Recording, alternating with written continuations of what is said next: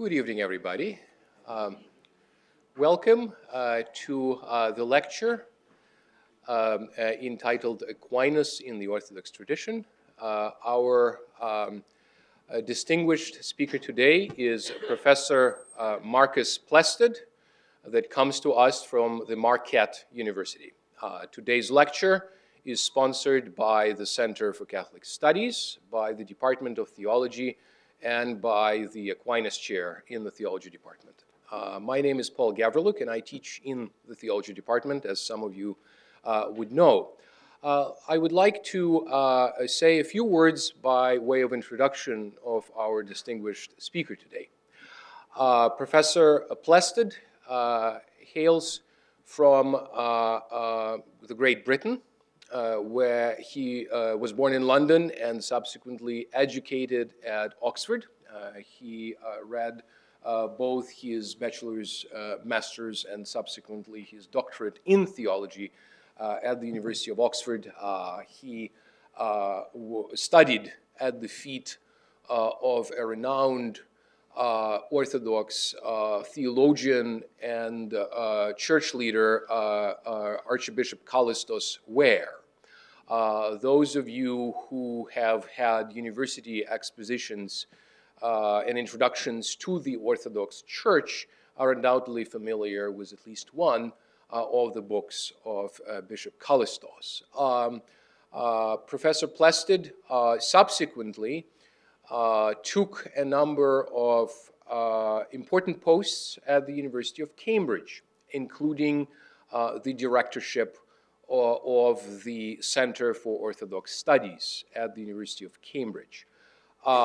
He also taught in a variety of capacities fairly widely around Europe, including such places as the visiting fellowship at the University of Athens in 2006, the visiting lectureship in patristics at the Institut Orthodoxe Saint-Jean le Théologien in Brussels, and that's the Institute of Orthodox Studies of St. John the Theologian, and then also the visiting position at the University of Jämsännu, Finland, in 2003.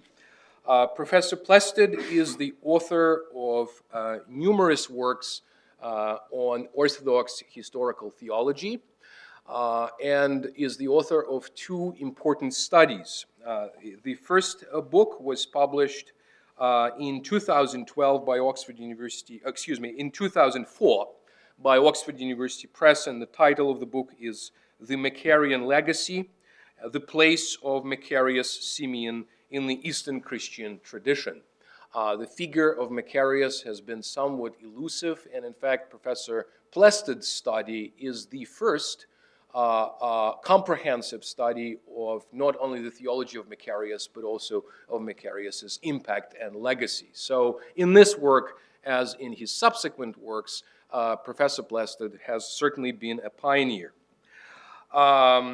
His most recent work considers the question of the ways in which Orthodox theology has approached Western central figures in the Western thought, such as Augustine and Aquinas.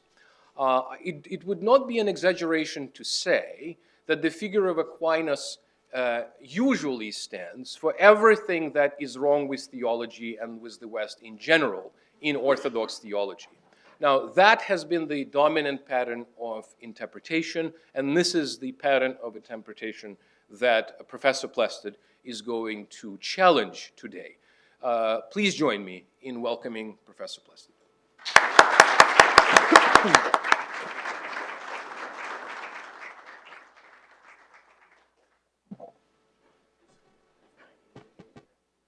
Can you hear me at the back? I was just getting quite comfortable sitting in those chairs there, but I hope you won't get too comfortable and fall asleep during this post-dinner session. It's an enormous pleasure to be here at the University of St. Thomas, University of St. Thomas Aquinas, as I understand it, at the invitation of the Department of Theology, the Center for Catholic Studies, the Aquinas Chair.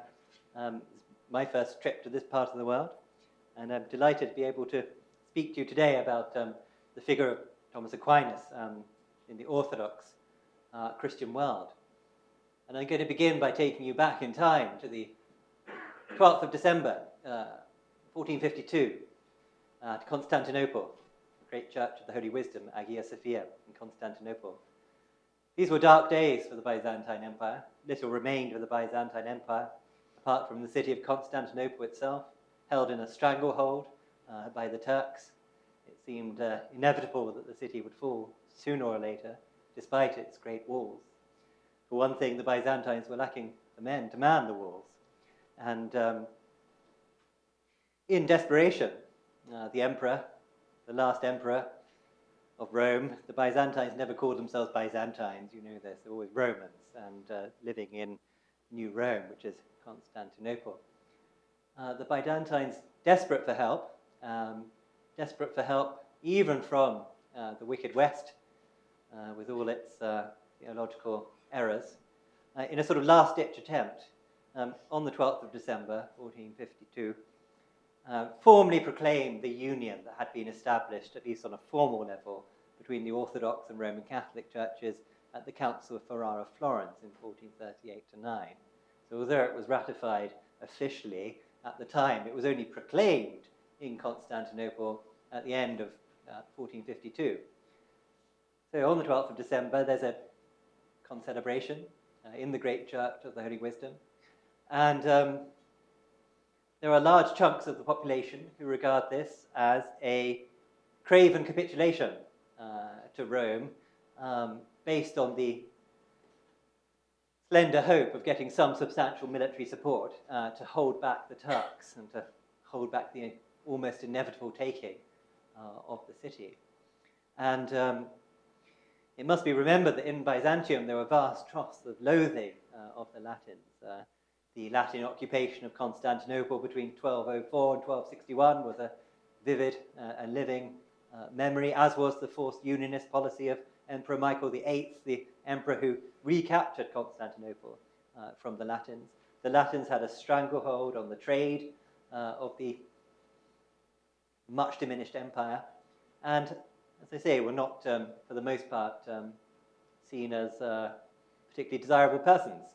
So the sight of a Latin priest consecrating, confecting the Eucharist out of unleavened bread, using a wafer, was horrifying to large chunks of the population. And using cold water in the chalice, this was dreadful.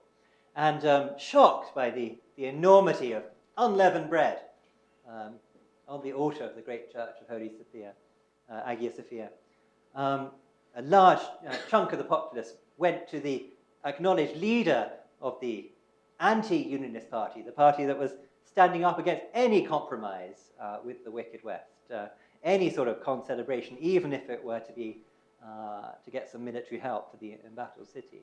And they beat a path to the door of the monk Gennadius Scholarius. And he, somewhat fearful of the mob, had barricaded himself into his cell and just put a notice on the door.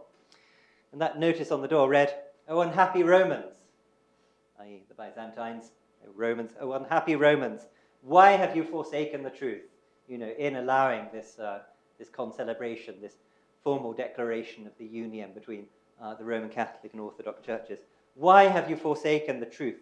Why do you not trust in God instead of in the Italians, the hated Italians, the Genoese, the Venetians, etc.? In losing your faith, you know, through this acceptance of union with Rome, in losing your faith, you will lose your city. You will lose your city. And in the end, this unhappy prediction proved all too prescient. And the city did indeed fall on the 29th of May, 1453, a Tuesday.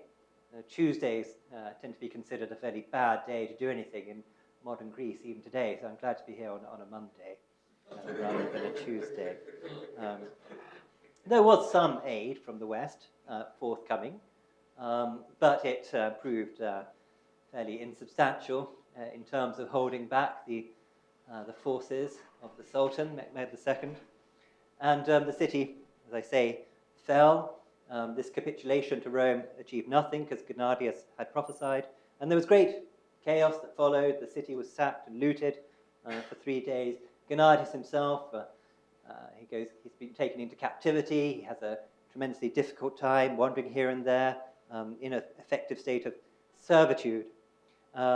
His prophecy has proved to be true. No help has come, no help that will see off the Turks. But in his departure from the city and his consequent servitude to the Turks, in this period of chaos, desolation, yes, he's leading the anti-unionist party, but the empire has fallen around him, in his knapsack, as it were, carrying around with him. One of the few things he took with him is an abridged version of Thomas Aquinas. You have the leader of the anti-unionist party in Byzantium. His most precious possession is an abridged version of some of the works of Thomas Aquinas. For all his anti-unionist credentials and his insistence that there can be no rapprochement between the Roman Catholic and Orthodox churches, no rapprochement that involves any sort of compromise at any rate, in no way impeded him from being Thomas Aquinas' greatest fan. And I say greatest fan by his own account. Gennadius Scholarius declared himself to be Thomas Aquinas' chief disciple. I do not think, he said, that any one of his followers has honored Thomas Aquinas more than I, nor does anyone who becomes his follower need any other muse. He doesn't, of course, regard Thomas as infallible. As leader of the anti-unionist party in Byzantium, he could hardly countenance Thomas's position on matters like the papacy, the filioque, procession from the Father and the Son, or the distinction between the divine essence and the divine energies, God as he is and God as he does, associated with the theology of St. Gregory Palamas, and by this time the official theological position of the Orthodox Church. But he regards Thomas's position on these matters as essentially a kind of aberration, an accident attendant upon his birth in the West. In a marginal note to one of these abridged versions of Thomas that he carried with him, even in the most trying of circumstances, Gennadius wrote, "O excellent Thomas," and this is an abridgment to the Prima Secundae, "O excellent Thomas, if only you had not been born in the West." So that you had to justify the errors of that church, both concerning the procession of the Spirit and the distinction between the divine essence and the divine energy or operation.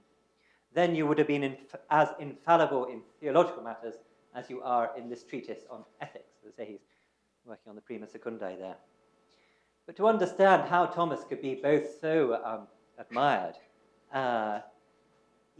so admired and also so resisted in the matter of the difficult issue separating East and West, we have to go back 100 years, or more precisely 99 years, to 1354. So we're going from 1453, the fall of the empire, back to 1354. Now, 1354 was a very bad year for what remained of the Byzantine Empire, particularly because there was a great earthquake in that year, March of that year, March the 2nd, which destroyed the city of Gallipoli. And the inhabitants of Gallipoli fled. You can picture Gallipoli, I trust, in the Dardanelles, so a very sort of strategic point between Asia and Europe. To some extent, if you control Gallipoli, you control the Dardanelles, and hence trade between the Black Sea and the Mediterranean. So a very strategic place. So Gallipoli is desolated by an earthquake. The inhabitants, the Byzantine inhabitants, flee, pack up their bags, and almost immediately a group of Turks cross the Hellespont and settle in Gallipoli, establishing thereby the first permanent Turkish foothold on European soil, and effectively sealing the fate of the embattled empire, because this is sort of, from Gallipoli, the Turks are able to establish a stranglehold on the city of Constantinople. So a very bad year in geopolitical terms. The fact that the Turks were able to take advantage of this event is very much due to the politics of Byzantium itself. There have been a series of very ruinous civil wars in which both sides have employed Turkish mercenaries. So the Turks have been able to sort of scout out some of the lands that they were soon to claim as their own territory. But something else happened in 1354. I was about to say 1066. 1066. and all that. But no, 1354 and all that is our topic. The emperor who loses Gallipoli, and partly because of the loss of Gallipoli, is John VI. John VI. John VI was the emperor who supported St. Gregory Palamas and the distinction between the divine essence and the divine operation or energy. And it was John VI who presided over the Council of 1351 that formally adopted Palamite theology as the official doctrine of the Orthodox Church.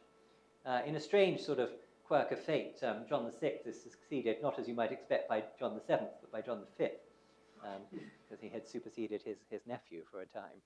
It's one of the few instances in history where the procession doesn't go quite according to plan. So John V comes after John VI. It's a bit like when you're counting backwards in BC or BCE dates. You count backwards in this point. So John VI falls from power, partly due to the loss of Gallipoli. He becomes a monk, and this is a way of his being able to carry on sort of doing his theological work. He had great theological interests, but without threatening his nephew's accession as John V. John VI, Prime Minister, Chief Minister, Messazon, was an extraordinary man by the name of Demetrius Cydones. Demetrius Cydones, a native of Thessalonica. And Cydones' main diplomatic thrust was rapprochement with the Latins, with a view to getting help from the Latins to shore up the empire against the all too obvious threat of the rising Ottoman power. And because he was so involved in diplomacy with the Latin powers, Demetrius Cydones took it upon himself to learn Latin himself. He was, by his own account, dissatisfied with the translators that were available to him, so decided to learn Latin himself. And he found a teacher, he found a Dominican teacher. The Dominicans had an establishment in Constantinople, well, strictly speaking in Galata, Pera, just the other side of the Golden Horn from Constantinople proper. And that very canny Dominican teacher, in a, as I say, a fairly canny move, teaches Cydones, the prime minister effectively of the Byzantine Empire, Latin on the basis of Aquinas. So he sets him Aquinas to translate. And Demetrius Cydones is hooked. He's amazed by this stuff. This is wonderful material. You know, I've tasted the lotus, he says. I can't, stop until I've made known these works to my fellow men. So he sets himself the task of translating Aquinas into Greek. And he's actually able to put the finishing touch to his translation when he follows his imperial master, John VI, into monastic retirement for a time at the monastery of St. George at the Mangana.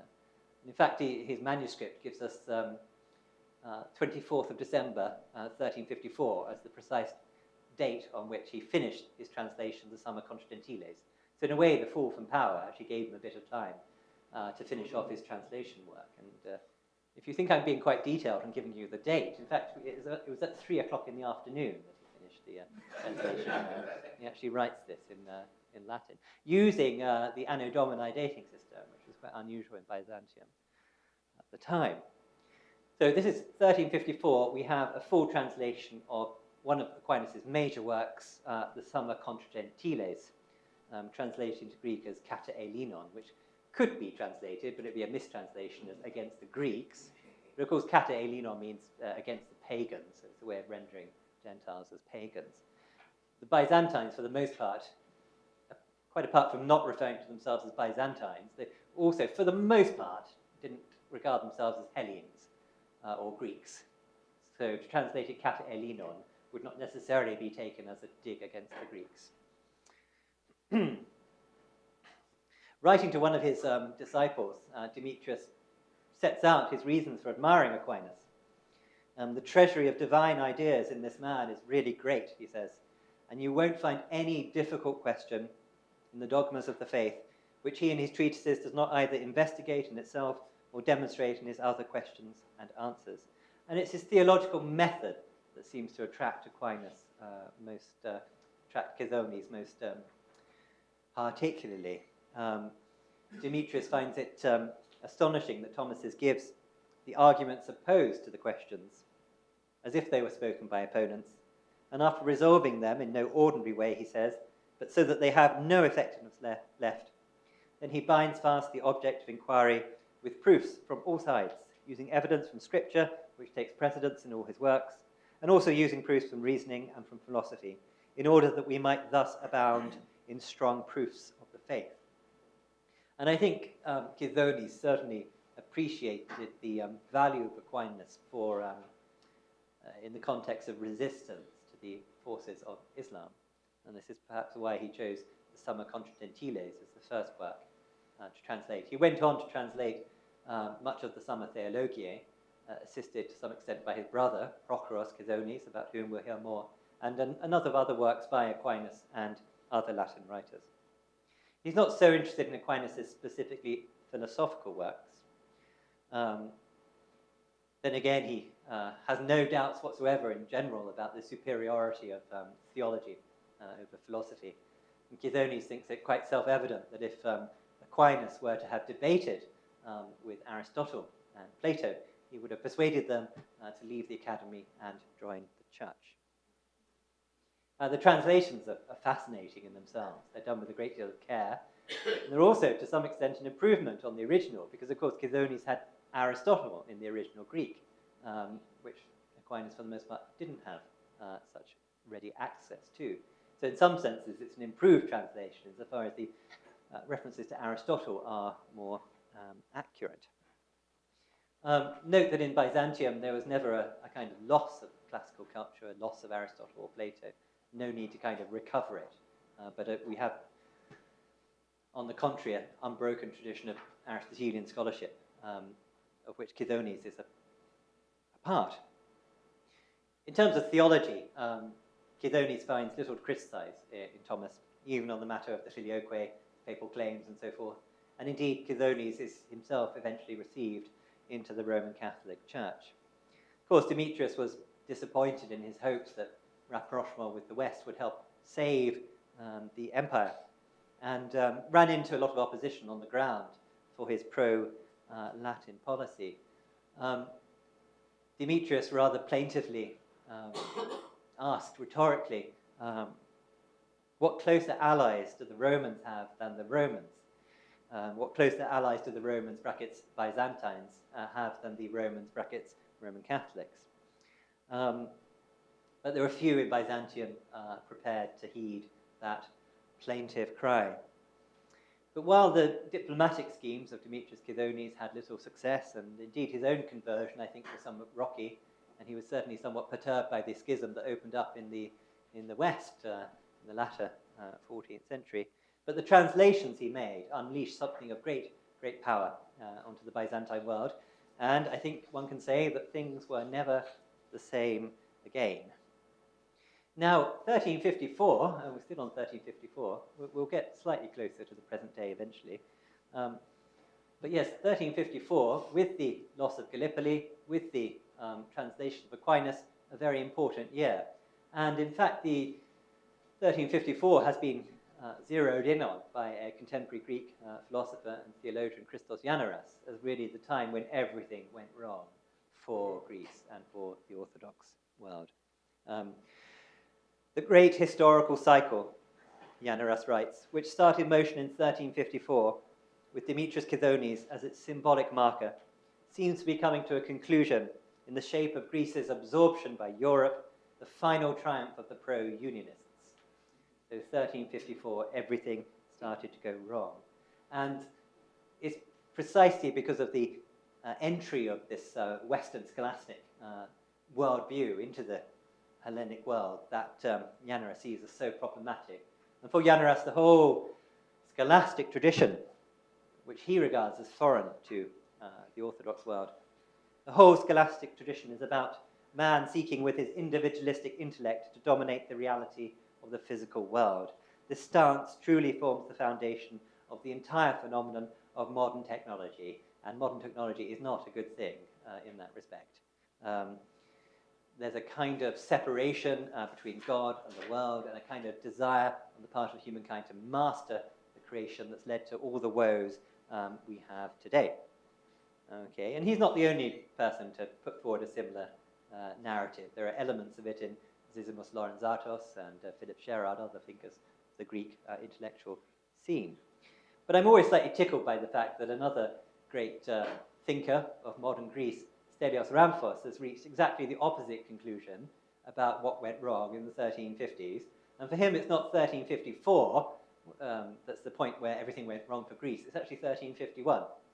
Okay? Because in 1351, this is when we have the definitive council that canonizes the theology of St. Gregory Palamas, making the distinction between the divine essence and the divine energy.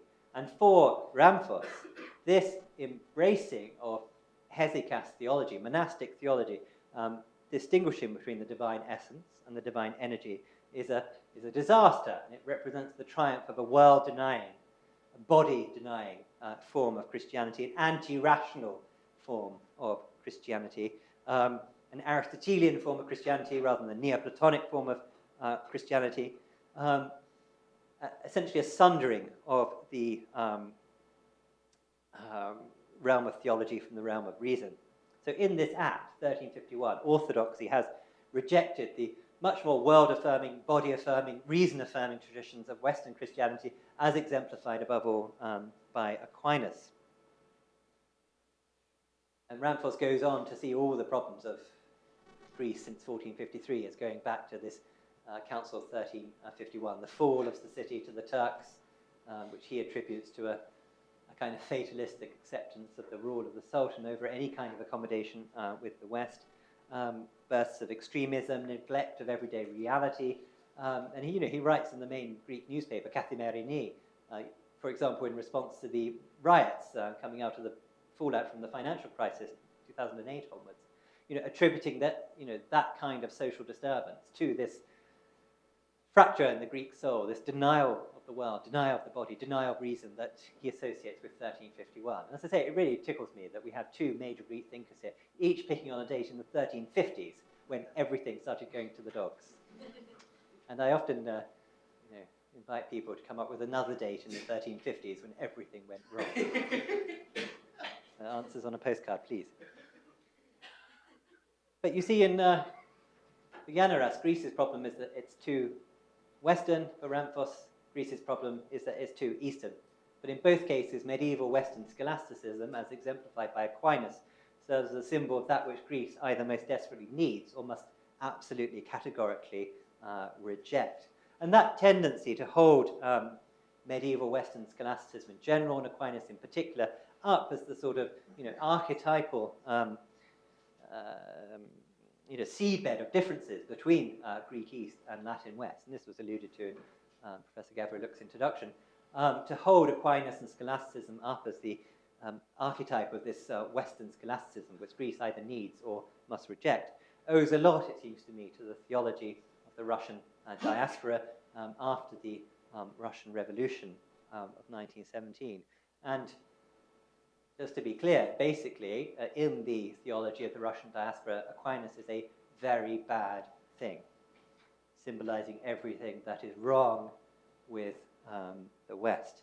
For example, Sergius Bulgakov, certainly the greatest and most creative Orthodox theologian of the 20th century. Having said that, you must realize that to be creative is not necessarily a good thing in Orthodox circles, but he is certainly the most speculative, thoughtful, creative Orthodox thinker of the 20th century. Sergius Bulgakov was associated with sophiology, this vision of God in the world and the world in God, centered on primordial God-manhood, coherence of God and creation, and so on and so forth, a very heady vision. But he finds Western theology as summed up for him in the doctrine of the transubstantiation put forward by Aquinas as being showing this. So in transubstantiation, we have the seedbed of everything that was to go wrong in the West, particularly the triumph of reason over theology, reason over revelation. So transubstantiation, he says, is rationalistic, groundless. It contains within itself the rationalism that was just beginning to raise its head and would lead to the humanistic Renaissance. And again, the Renaissance is not normally seen as a good thing in Orthodox circles. The only way of getting out of such earthbound rationalism is to return to the fathers, to the church fathers.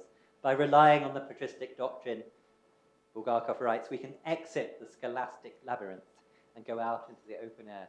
Scholasticism tends to be a bit of a dirty word in Orthodox circles. It's invariably a bad thing, but certainly one of the things I was trying to do in this book is to demonstrate the rootedness of scholasticism in the Byzantine East and to argue that it is perfectly proper to Orthodox theology. But there's an anti-scholastic, anti-Thomas narrative going on in Bulgakov.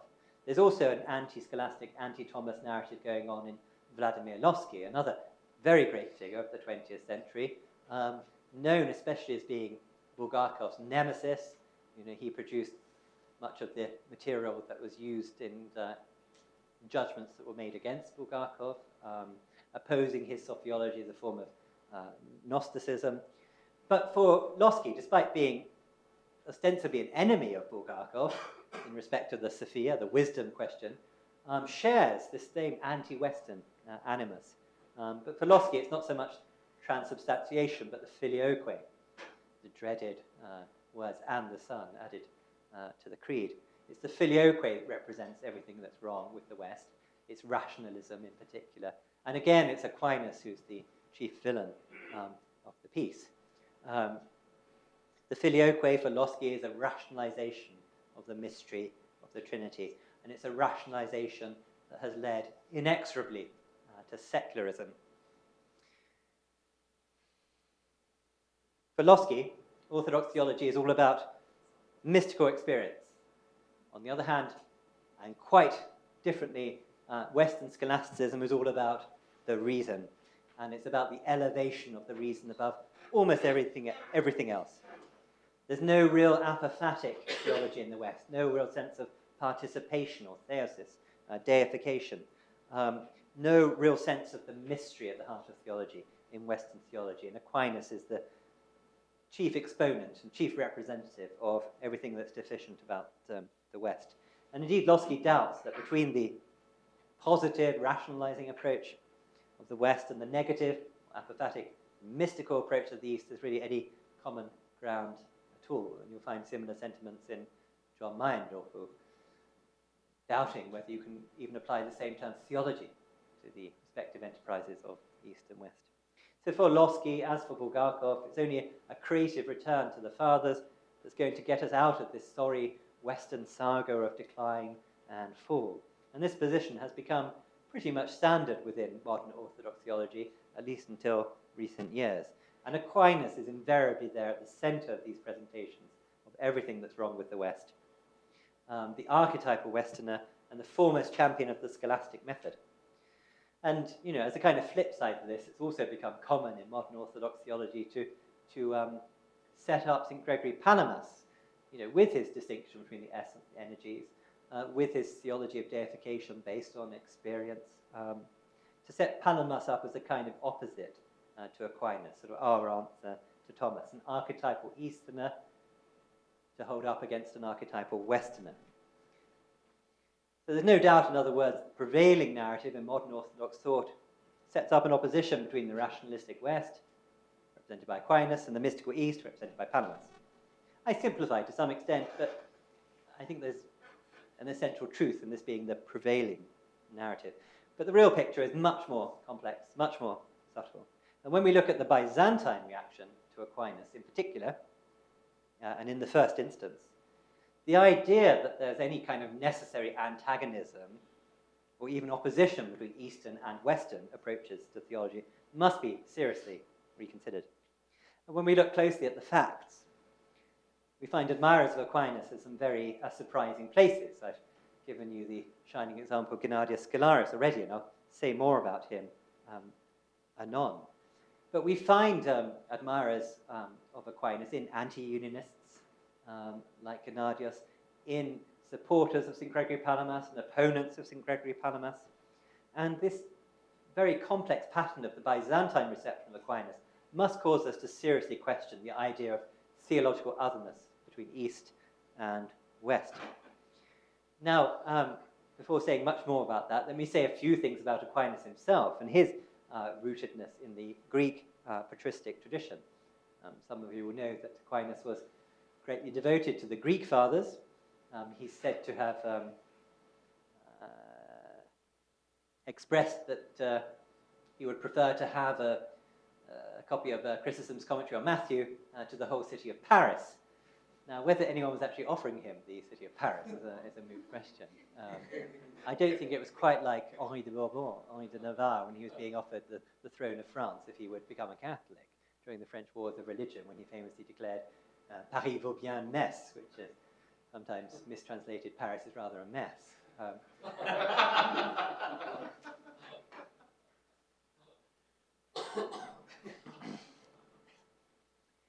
Thomas's regard for and rootedness in the patristic tradition, I think, comes out very clearly in his Catena Aurea, a collection of patristic commentaries on Scripture. Chrysostom's the most cited author in that collection, surpassing even Augustine there. Perhaps the most striking feature of the Catena Aurea is the prominence given to a near-contemporary Byzantine author, Theophylact of Ohrid. And it's Thomas who makes Theophylact, the 11th century author, known in the West, commissions translations, and makes him a central part of his biblical catena. And that regard that Thomas had for Theophylact, a near-Byzantine, a near-contemporary Byzantine author, I think speaks volumes of his irenic attitude to the Greeks of his own time.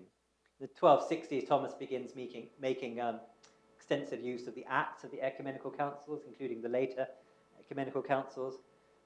He's using Constantinople II, 553 in the 1260s, and even Constantinople III in the works of the early 1270s. And this use of concilia materia went hand in hand with what I see as an ever-intensifying engagement with the Greek patristic tradition. We've long known of his love for and regard for Dionysius the Areopagite, but we've also got to recognize the centrality of John Damascus in his system, and through John Damascus he had really the whole Greek patristic tradition condensed, as it were. And I think Thomas's devotion to the Greek fathers certainly impacted his reaction, his response, his thoughts on the Greeks of his own time. Note that he never calls the Greeks heretics. Some of his contemporaries had no qualms about calling the Greeks heretics. But I think Thomas's, rootedness in the Greek fathers, concilia material and so on and so forth, is recognized by the Byzantines. And they particularly admired his mastery of Aristotle. And there, the Byzantines aren't recognizing something new and something foreign, but recognizing Thomas, I think, as one of us. So not simply doing homage to a superior culture. On the contrary, the Byzantines were amazed that the Latins could produce anything so good. They tended to rather look down on the Latins as merchants and mercenaries and so forth. So they're amazed by Thomas's learning, but not a foreign import, but one of us, because of his rootedness in the Greek patristic and Greek philosophical tradition. The one of us, and this sort of is very much part of what I understand or put forward as the Byzantine Aquinas, looking at Aquinas from the perspective of the Byzantine East and really recognizing, acknowledging his rootedness in the Greek East. And let me turn for a moment to St. Gregory Palamas. You remember he's the one who's often held up as a kind of opposite to Aquinas, as an archetypal Easterner to hold up against an archetypal Westerner. But I hope what I've said about Aquinas already will have begun to make the point that perhaps these East-West dichotomies don't actually hold water when you look closely, even at these supposed archetypes. In fact, we find Palamas, for example, making good use of Augustine, admiring Augustine in the Planudes translation made at the end of the 13th century, and even drawing upon images like the Spirit as the bond of love between the Father and the Son, within the context of his treatises against the Latin filioque. Palamas was heir to a long tradition of Byzantine scholasticism. He at one point makes the remarkable observation that one should not criticize the Latins for their use of syllogisms in theology. On the contrary, says Palamas, we've been taught by the fathers to use syllogisms in theology. And it's a great irony, I think, of Orthodox theology that the sort of anti-rational element is, squarely to be associated not with Palamas, who kind of won the battle in the 1340s, 1350s, but with his opponents, particularly Varlam the Calabrian and Gregory Akindanos and Nikephoros Gregoras, all of whom set up some sort of anti-rational discourse, disclaiming the possibility of any sort of productive union between philosophy and theology. But there's nothing anti-rational or anything anti-Western or anti-Latin about the theology of St. Gregory Palamas. And indeed, he maintained close, friendly contacts with Latins of his own time. He sent his works to the Grand Master of the Knights of Rhodes, to the Latins in Pera, and indeed his sort of sympathies or his friendly relations with the Latins is something his enemies turned against him. So all the enemies of Palamas are, they're all anti-Latin, anti-Western, anti-rational, and Palamas is none of those things. So if we recognize that Aquinas was shaped by the Greek fathers, by the Greek philosophical tradition, at home in Byzantium, this Byzantine Aquinas, and we recognize that Palamas had a high regard for Latin theology, good relations with the Latins, we might be better placed to understand how it could be that so many Byzantines, including anti-Unionists and pro-Palamites, should be so enthusiastic about Aquinas. I've mentioned Cydones, who ended up being converted to Roman Catholicism, and that's one particular story. But what particularly interests me is the phenomenon of anti-Unionist, pro-Palamite admirers of Aquinas in Byzantium. So precisely the places where, if you've bought into the standard narrative of dichotomy, you would not expect to find any appreciation of Aquinas. You'd expect them to say, this is Western rationalism, we don't like this, but far be it, far from it. So let's talk about the first anti-Unionist, pro-Palamite admirer of Aquinas in my narrative. And this is Nilus Cavassalas, who died in 1363.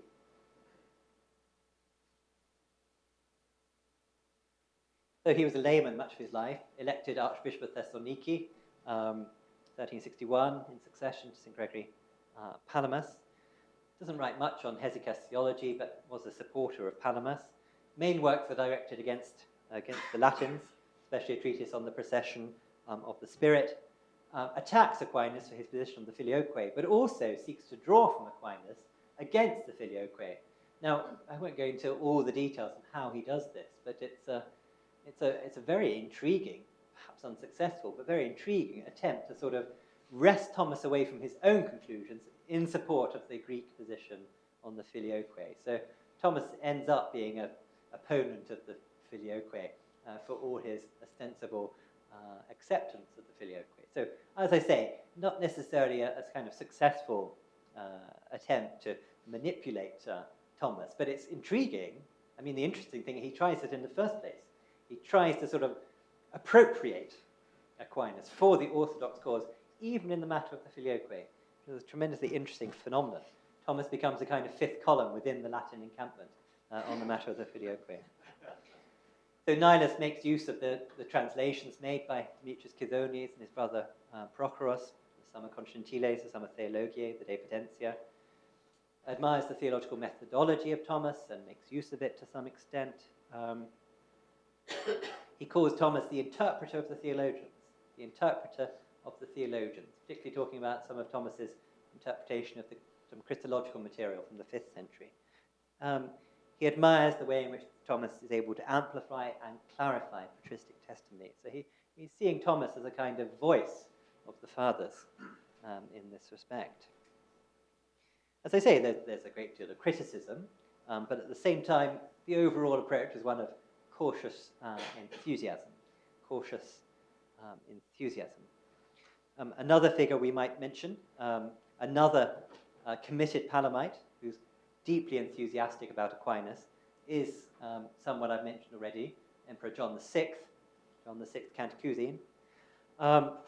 He was very supportive of his prime minister's translation project. He paid for various copies to be made. He expressed his opinion that there was much in Aquinas which would be availed to the good of the Greek Commonwealth. And his support of Palamite theology in no way affected his admiration for Aquinas. John VI gets involved in the affair involving Demetrius Cydones' younger brother, Prochorus Cydones, who was a monk of Mount Athos, who in the 1350s into the 1360s begins speaking up against Palamite theology, and arguing, amongst other things, that the light of Tabor, the light of the Transfiguration, must be seen as merely created and not uncreated. The Palamites saw the light of Tabor as an instance of God's self-revelation qua operation. And because this is God's self-revelation, it is evidently uncreated. It is God himself, not a created act. John VI sets himself to defeat Prochorus Cydones. And Prochorus had produced a kind of assembly of material drawn from Aquinas in support of his stance on the created or uncreated character of the light of Tabor. He produced 6 books. 1 to 5 are basically just selections from Thomas, and 6 is his own disquisition on the character of the light of Tabor. And to cut a long story short, John VI doesn't attack books 1 to 5, which are pure Thomas. And I think, being so closely associated with the work of translation, he knew that this was Aquinas. But he does attack book 6, which is basically Prochorus's own work, his own sort of reflections on some principles drawn from Aquinas, but far from a faithful reflection of what Aquinas does actually have to say on matters of transfiguration in, for example, the Tertia Pars of the Summa Theologiae, question 45. John VI adopts the extraordinary strategy of marshalling Aquinas against Prochorus. Again, I can't go into all the details here. It's a rather complex argument, but he brings Thomas to bear, by name, against Prochorus, precisely recognizing that Prochorus is claiming a certain support of the angelic doctor here. I bring before you the witness of Thomas, he says, teacher among the Latins, who breathe syllogisms rather than air, and against whom it would not be right for you to object. And Thomas is cited with evident approval here. There's a long extract from the Summa Constantines, 1:9, and what follows. We've got the passages on the twofold truth of divine things, one which reason can investigate, another which escapes all human intellectual prying. The former, containing such things as God's existence, can be argued, demonstrated. The latter, such things as God's triune nature, cannot be demonstrated. They transcend rational demonstration. But as I say, without going into all the details, which has become quite complex, what John VI is doing is not criticizing Prochorus for using Aquinas, as has sometimes been interpreted in more recent literature, but criticizing Prochorus for being insufficiently Thomist, so for not following Thomas. So in no way does the condemnation of Prochorus mean a condemnation of Western theology in general. And in general, the whole Palamite controversy, with the exception of this footnote at the end, the Prochorus affair was an intra-Byzantine affair. But even where Western theology does enter in, there is no condemnation of Western theology, with the condemnation of Prochorus Cydones in 1368. Another figure I might mention briefly, Theophanes of Nicaea, also writing against Prochorus and the character of the light of Tabor, but again borrowing much from Thomas Aquinas. Threefold division of knowledge, from creation through the senses, from faith based on revelation, from direct apprehension of God as he is, 1 John 3:2, strikingly similar to the model we find in Summa Constantines 4:1, down to the citation from 1 John. We also have in Theophanes a proposal on the basis of divine simplicity, the identity of God's essence with his intellect, intellectual activity, and self-existence as wisdom. Now, this is a Palamite figure espousing principles which are normally seen to be foreign to Palamite theology, and doing so on the authority of Aquinas. I mean, yes, this does introduce some inconsistencies into his account of Palamite theology, but the interesting thing for our purposes is his use of Aquinas to bolster Palamite theology. We have other anti-unionist figures like Joseph Bryennios, Macarius Macres, who borrow, more or less very freely, directly, and without acknowledgement from Aquinas. For example, his arguments in support of celibacy, his arguments against Islam, taken wholesale from Aquinas, and in these cases, not attributed. Now, don't let me give you the impression that everyone in Byzantium thought Aquinas was marvelous. There are certainly voices who don't appreciate Aquinas very much. The dominant voice here is one Kallistos Angelikoudis, who's one of the authors represented in the Philokalia. And he produced a systematic refutation of the Summa Contra Gentiles sometime in the early 15th century, late 14th century, early 15th. An enormous work. It announces its purpose in stark terms. Against that which Thomas the Latin writes in heretical fashion and outside the chorus of the Holy Church, a clear refutation of his arrogant disregard for Holy Scripture. And Thomas's great sin, his orsunda, is his reliance on philosophy. Kallistos finds it deeply suspicious that Aquinas will refer to Aristotle as the philosopher. And in his wanton use of reason. So note here we're getting some of the sort of anti-rational discourse I've associated with Palamas's opponents in the 14th century, and also with the strain of modern Orthodox theology.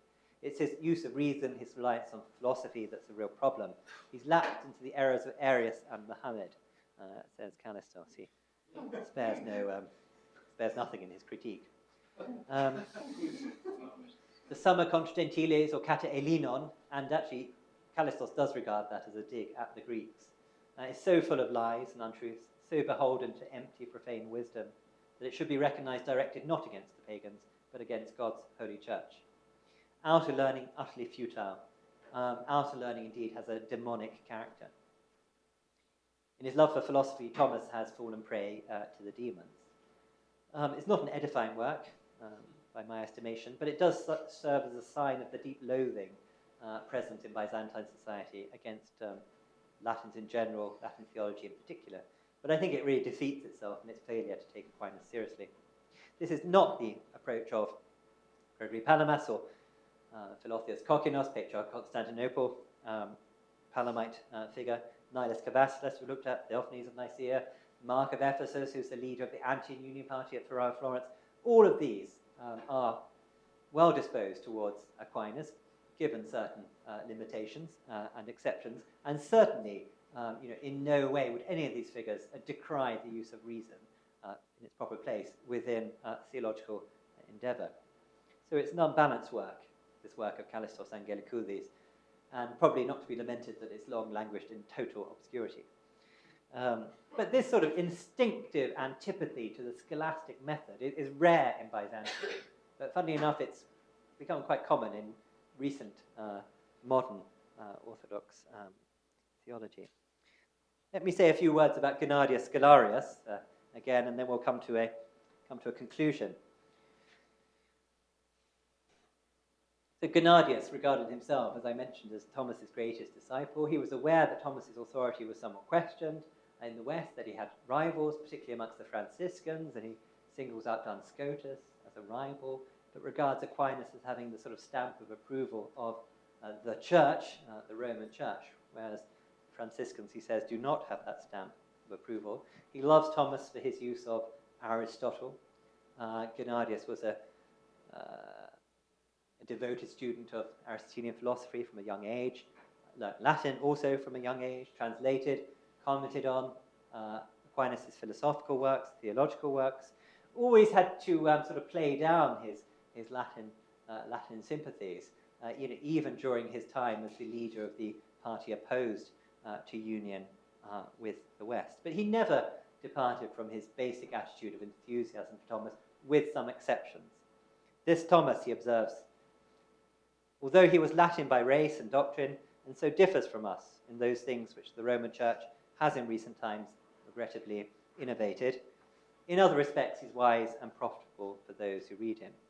So in his exegesis, his philosophical works, much of his theology, it's all good stuff. But where he differs from the ancestral faith, the patria doxi, he must of course be disregarded. But he's a figure of enormous value, and one who shows the witnesses to the universal patristic tradition of Asia and Europe, East and West, Greek fathers and Latin, the common inheritance of Christians. And just like Demetrius Cydones before him, Scholarius wasn't welcoming in a foreign import, but recognizing one of us, albeit in unfamiliar Latin garb and with a few regrettable errors. Despite these unfortunate aberrations, says Scholarius, we love this divinely inspired and wise man. Scholarius wasn't an uncritical reader of Aquinas. He disagrees with him. He takes him on, not only on these points of departure from the teachings of the Orthodox Church, but various other matters, but of enormous value. And we have to simply forgive the unfortunate deviations that Thomas fell into because of the accident of his birth in the West.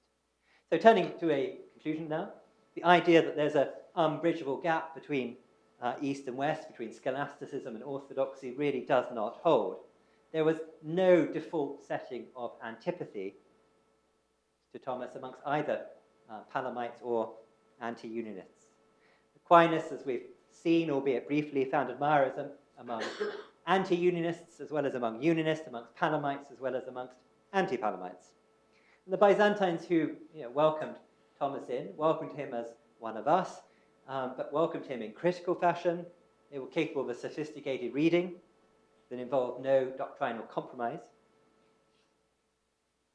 but admiring him as an exceptionally able exponent of the universal shared Christian tradition, an exponent of traditional Christian Aristotelianism rooted in Scripture and the Fathers. So to cut a long story short, the Byzantine reception of Aquinas must prompt us to revise this whole question of theological otherness between East and West. The Byzantines recognized that it was possible to be both Eastern and Western. And it's perhaps that kind of deeply holistic and properly Catholic approach that the Church most needs today. And we could perhaps sum all this up in a kind of exhortation directed to the Orthodox, for the Orthodox to become more Western in order to become more Orthodox, and to the Catholics, for the Catholics to become more Eastern in order to become more Catholic. Thank you very much.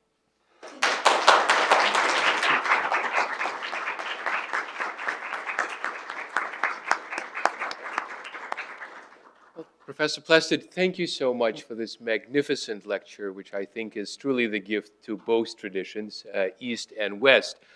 Now, the wonderful thing is that we have close to 30 minutes for questions. I would also recommend to your attention Professor Plested's most recent book, on which, of course, this lecture is based, and that's Orthodox Readings of Aquinas. The book will very soon be available from Oxford University Press in a very attractively priced paperback.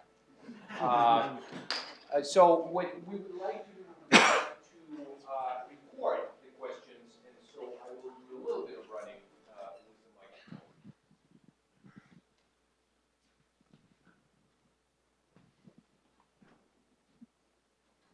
Thank you very much. That was fascinating. I wondered if you could say a little more about the contemporary situation.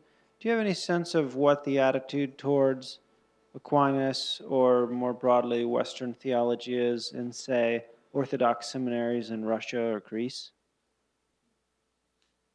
Oh.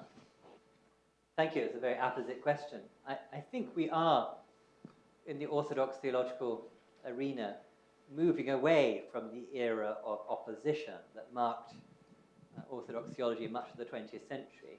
And of course, one has to think of Orthodox theologians from Russia in particular, exiled from the homeland, adrift in a sea of Protestant and Catholic, disinterest or lack of interest.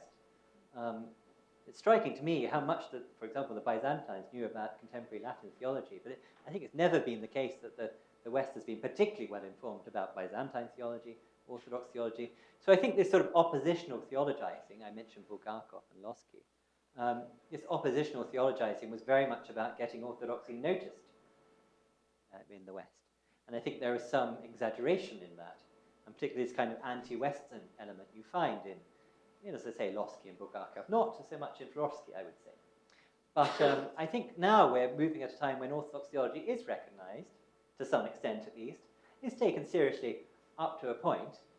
I say up to a point because, one often feels a bit kind of as though one's a sort of exotic, marginal figure. And yes, it's great to have the Orthodox perspective on such and such, but really, let's just get on with our proper Protestant and Catholic theology. But I think, more and more Orthodoxy is being recognized, taken seriously, taken on board, and not just as a voice, I trust, of exotic mysticism or wonderful liturgy or so on and so forth, but yeah, taken seriously So I think we can begin to move beyond this polarizing narrative that perhaps had a particular virtue and function for much of the 20th century. Thorovsky, to mention him again, did at least suggest the necessity for a creative engagement with Western theology. Not that he ever quite carried that off, and many of his projects never quite came to fruition, as we've been learning from Dr. Gavriluk's work on Florovsky.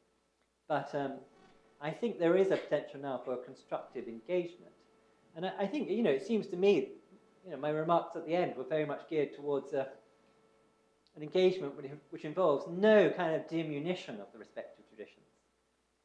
On the contrary, it seems to me a very constructive, positive engagement with Western theology on the part of the Orthodox, only serves to enhance the properly Catholic character of Orthodoxy. And as I've tried to observe, I think the opposite principle holds too, from a Catholic perspective especially, but let's not forget a Protestant perspective as well, for that matter. So I think, we are, moving to a time where a creative engagement, reappropriation of the Western tradition, is becoming possible in Orthodox circles. But in terms of seminaries, I don't know so much about Russian seminaries. I've had some contact with some of the Greek seminaries, and you will find quite a lot of anti-Westernism, but I'm not sure it isn't dying out a bit, at least in my experience. And you do find people in Greece who are quite keen on Aquinas. I mentioned Ramphos, perhaps a bit of a maverick figure, but someone like Nicholas Ludovikos in Thessalonica takes Aquinas very seriously, let's say. Not necessarily wholly positively, but seriously. So I think, there are signs of change. I haven't had too many contacts accusing me of heresy for suggesting that Aquinas might be worth a closer look. But as I say, this involves no diminution of one's orthodoxy or Catholicism, engaging in this kind of constructive encounter. But we are untrue to ourselves if we remain merely Eastern. So, Eastern Orthodoxy, as long as it is merely Eastern, has no use, it seems to me. Thank you very much for the talk. It strikes me that in the West, by the 14th, certainly by the 15th century, a lot of the theological sort of strongholds, Aquinas is not maybe as hot as he was in the 13th and early 14th century, and you have all sorts of debates around Terminism, and you have not only Scotus, but then other lines in the Franciscan tradition, and it's just fascinating to me that Byzantium, maybe has a better appreciation of Aquinas in the end of the 15th century than the West does, because of course the reformers of the 16th century don't even know Aquinas. Their scholasticism, it does not include Aquinas.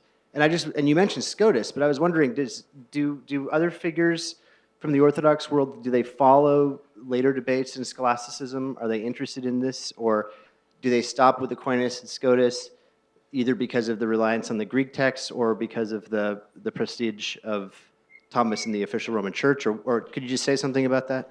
Yeah, it's a remarkable fact that Aquinas is consistently regarded as the preeminent and most authoritative expositor of Christian theology within the West by the Byzantines, and Greek theology, and indeed a lot of Ukrainian/Russian theology of the Tsarist period. Whereas in the West it's very much hit and miss, up and down in terms of his authority over the centuries. But consistently he is the thinker, the theologian as far as the East is concerned, representing the West. But he is the only, nobody else has an impact anything like him. Scholarius is, I think, unusual in actually. He read Latin, so he did have access to a great deal more material than his contemporaries did. So nobody else gets translated, at least to anything like the same degree as Aquinas. So there simply isn't the material to engage with, unless you happen to learn Latin. But there are theologians of the Ottoman period who, functioning in Latin as well as Greek, do engage with different theories about angels, for example. Gennadius Scholarius, Vincent Thamados, George Caresios. They're aware of debates going on in scholasticism. They're aware of, the rise of Melina, Quietism and so forth. In general, I think the Byzantine, the Eastern Christian tradition, has been vastly better informed about the West and vice versa, at least until recent times.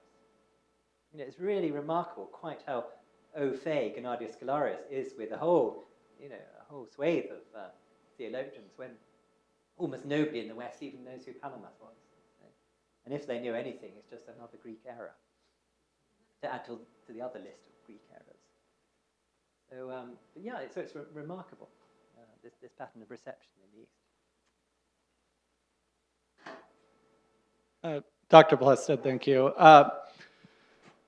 Certainly, I think some of the modern Orthodox theologians, their charge of rationalism against the West is a little overblown. But, in ecumenical dialogue, we do need to deal with some of these things, with some of these, whether they may be prejudices or not. Do you think Thomism, scholasticism, the West, is more susceptible to that charge of rationalism than the East? Well, I don't know if I want to make any kind of categorical assessment of Western theology. And in general, as I've tried to sort of articulate, there's a big problem with the whole, talking about East and West in the first place. And maybe they're not so different, after all.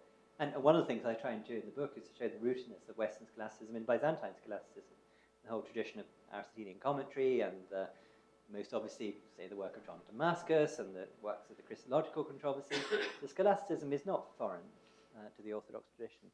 Indeed, what is sort of atypical of the Orthodox tradition is this emphasis on mystical experience as against reason, which we don't find in Palamas or Mark of Ephesus for that matter, but is a kind of slightly strange feature of modern Orthodox theology. So yes, I wouldn't want to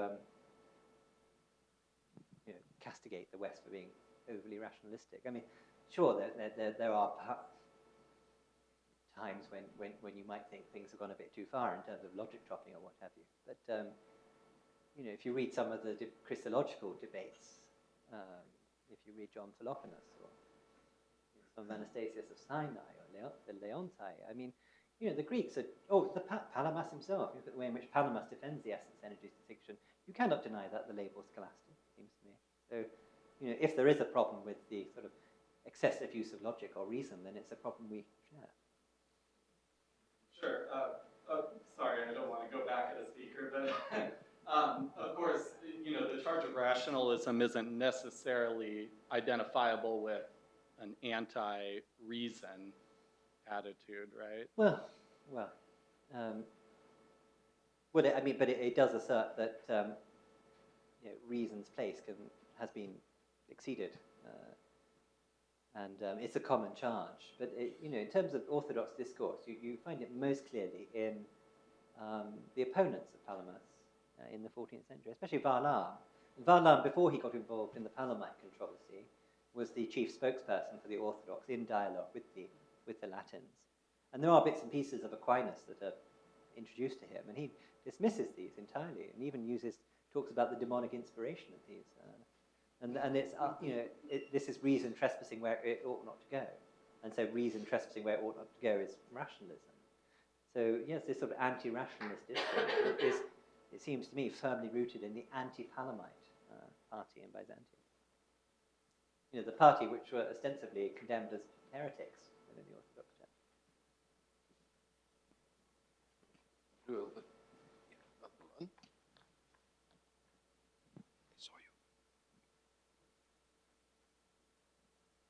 Hi, thank you.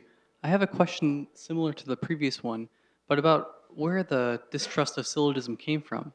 And you mentioned the Christological controversies. And I think back to Athanasius and Cyril and the way they argued against their objectors. And it seems to me like they could be patron saints of the inference form modus ponens, or modus tollens. They're always saying things like, if Nestorius is right, then this follows about Christ. But look, you can't say that because Paul said the contrary. And Athanasius goes on, I think, ad nauseum with this sort of inference form. If you're right, Arius, then this is true, but that can't be true, so you're wrong. So I wonder if all their heroes were doing this sort of thing, and the Western heroes, true, too, these two guys. Why, where did the distrust come from? Where did it start? Yeah, well, to say, I think that the first sort of real sort of anti-rationalistic, anti-syllogistic language, argumentation we find in Byzantium is in the opponents of Palamas, Varlam, Gregory Akintinos, and Nicephorus Gregorus. Quite where they got that sense of the incapacity of reason to help at all in theology is another matter. And I'm not sure quite what the answer is, but the first time we see that kind of idea expressed clearly, yes, it's in the opponents of Palamas. And I mentioned Palamas explicitly upholding the use of syllogism. The fathers have taught us to use the syllogism where appropriate. Mark of Ephesus, much of his anti-Latin work is couched in the form of syllogisms. So the idea that we shouldn't be using reason within theology, that syllogisms are there or nothing, yes, it's all connected with the anti-Palamites. And you find it in Callistos Angelicousis as well, great opponent of Aquinas. But quite where it came from, this is tricky. I mean, someone like John Meindorf tries to paint Varlam as a nominalist. I'm not sure very successfully and with any particular grounds for doing so. I think that was part of a broader narrative of assuming that the opponents of Palamas must be Western in some way. But I don't think that holds up to scrutiny.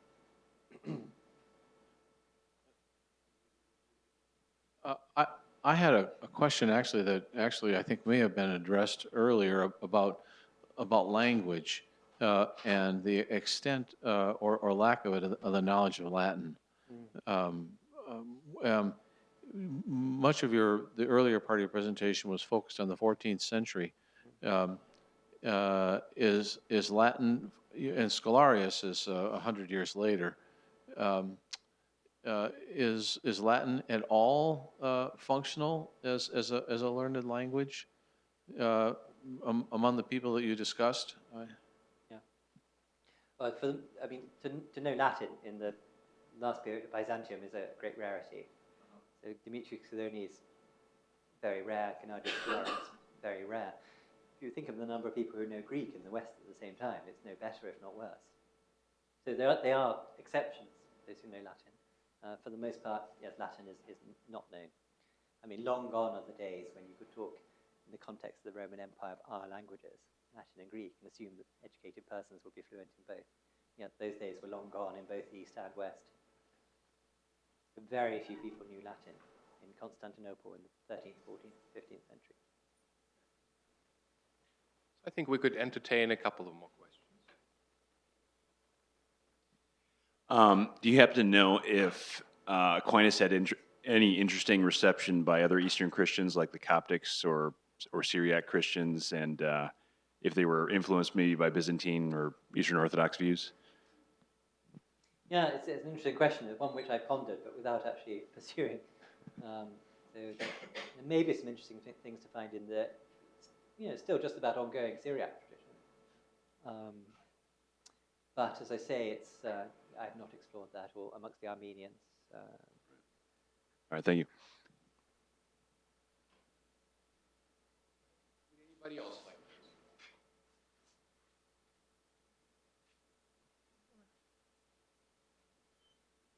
Well, then we could close on this note, and let's thank our speaker again.